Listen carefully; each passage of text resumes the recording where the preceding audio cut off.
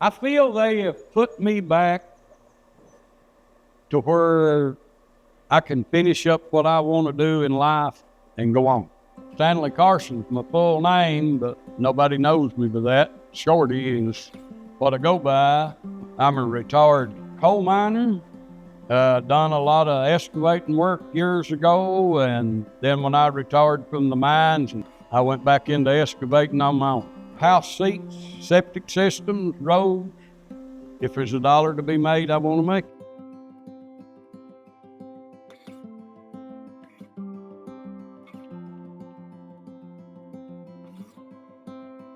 My father died at the age of 56 with heart failure. And the family doctor at the time, when I went in there, he told me right then, he said, "Now, young man," he pointed right at me, he said, "That's what you've got to look forward to, because it is hereditary." And he had been my family doctor, and he was my father's doctor, and he said it's a hereditary thing. So I lost one brother, a big 4-year in August, and that's what he had, a massive heart attack. We've all of the brothers, whenever we turned about 55 or 56, because we lost our father at 56, we went through a bad 2 years. Are we going to get over this hump?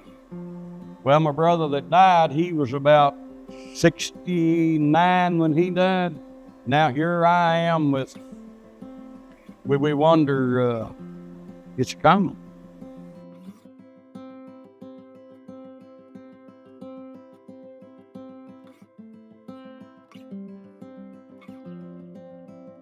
I was drowning in my own fluid.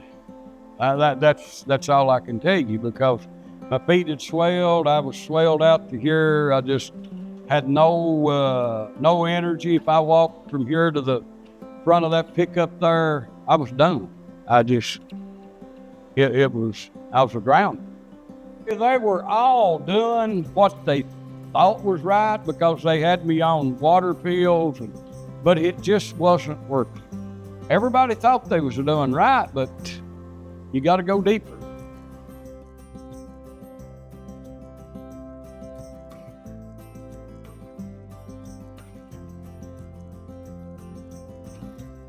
Well, I first went in and they met Dr. Raj, and they put me on some medication and changed all my medications. And he throwed everything I was taking away except 1 or 2 pills and started another regimen. Him and Stacy told me, he said, "Let's try this, pulling the fluid out." Well, I kept calling, "This ain't working, this ain't working." And so Stacy told me, said, "Get to the nearest hospital you can get at," and said, "We'll send them to get you."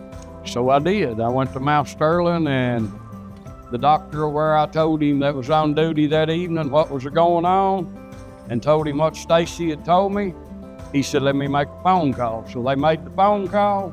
He come back in about 30 minutes. He said, "There's a ambulance out of Menifee County en route to pick you up, and you're headed to UK." So I laid there for 2 weeks in intensive care, and they pulled 50-some pound of fluid off of it.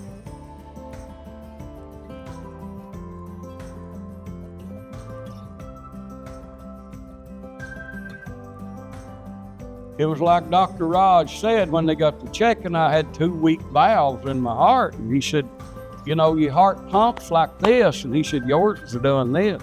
He said, "Well, it ain't moving your fluid." And I thought, well, if I've got to go, I'd rather go there, because they should be some of the best there. And somebody said, "Well, they're all young." I said, "Yeah, but them young ones is training from an old one somewhere." I feel I've got some of the best in the world. But Dr. Ellison, after all the fluid got gone, and I had an ablation. They split me here and here, went into my heart, and with tubes, and burnt them weak spots in my heart. When I was growing up, we didn't go to doctors, son. I mean, you had to be deathly ill, bad off. You didn't run to the doctor for a cure-all. I literally thought when I left Mount Sterling and they took me down the Parkway, 64 from Mount Sterling to UK, I thought right then, well, you'll never see this coming back again. You're done. I did. Fortunately, good people done good things. And I'm here to aggravate you today.